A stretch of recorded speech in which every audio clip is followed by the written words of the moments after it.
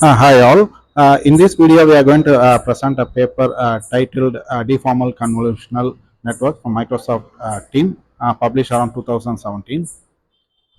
So, what this paper says about? So, this paper started with mentioning that the key challenge related to visual recognitions, like whatever it may be, image classifications, object detections, and segmentations. The key challenges related to the data with geometric variations in the images. The variations can be related to object scale, it can be related to the object pose, viewpoint, or deformations related to the parts belonging to that object. So normally this can be addressed by two ways. One is to build enormous large data sets accompanying all these desired variations, and the second one is to build novel algorithms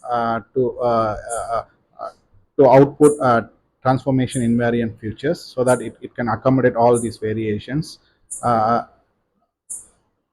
So for that, many algorithms were being developed with handcrafted features like SIFT and HOG, but still it poses two drawbacks.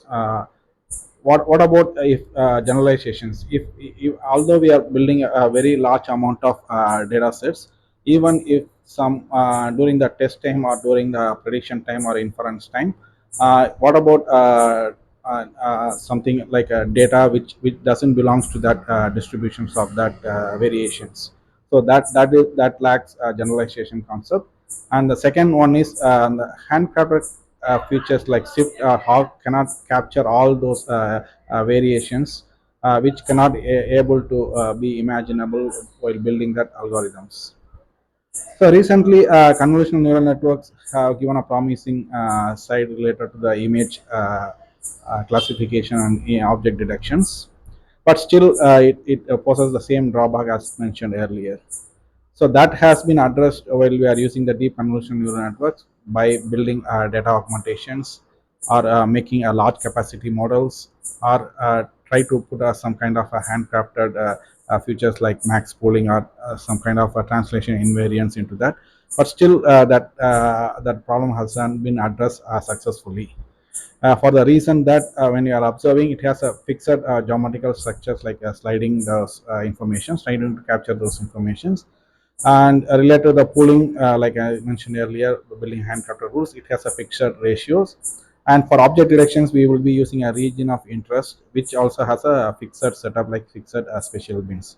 So in order to overcome that two drawbacks and in order to address the limitations that existed in the conventional CNN, this paper introduced two new features into a convolutional neural network architecture, and named this new architecture as a deformable convolutional neural network architectures. So it has two setup. One is deformable convolutions. So we know that convolutions usually happen in a 2D small 2D window like this. But if the transformations and have to be captured in a different unstructured way, so that they build up some kind of an offset, a learnable offset, so that after the learnable offset is been applied, that parameter is applied. So this can capture this whole necessary information where it has to put a weight on different directions and different scale. So this is some kind of learnable things where the offset can be applied, so that the sparse representations can be put up in an efficient way, so that where the weight has to be applied, that parameters can put up that weight on that particular directions and particular amount of translation, so that the features can be efficiently captured. So this is the small variant of that, which is structured like a dilations, and this is also similar to like a B. So this is one type of way they address that to capture those deformations in the structures. And another one is related to the ROI pooling, which not necessary to be discussed in this video, because one of the necessary to put this video, because this has been published in 2000, but it has become a very foundational paper uh, for uh, for getting this paper called deformable DITR. We know that DITR is based on transformer, and then transformer is one of the foundational architecture revolutionized NLP, and that has been taken into a paper called DITR. And this is architecture for DITR, and they have put they have applied this transformer encoder decoder mechanism for object detections.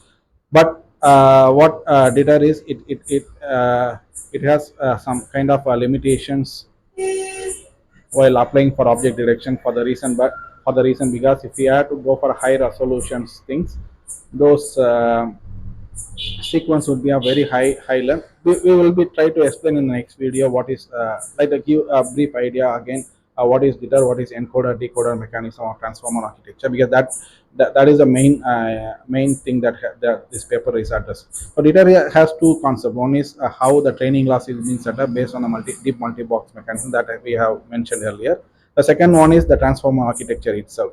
So that transform architecture has three things. One is like kind of a self-attention, positional encoding, and encoder decoder mechanism, which we will be go through a bit more depth in the next video. So this is becoming a foundational paper to improve the training time of DITR, called deformable DITR. So how the DITR transform to the deformable DITR? What are the techniques have been adapted from the deformable convolutional neural networks to make this DITR into a deformable DITR? We will be addressing the next video. Thank you.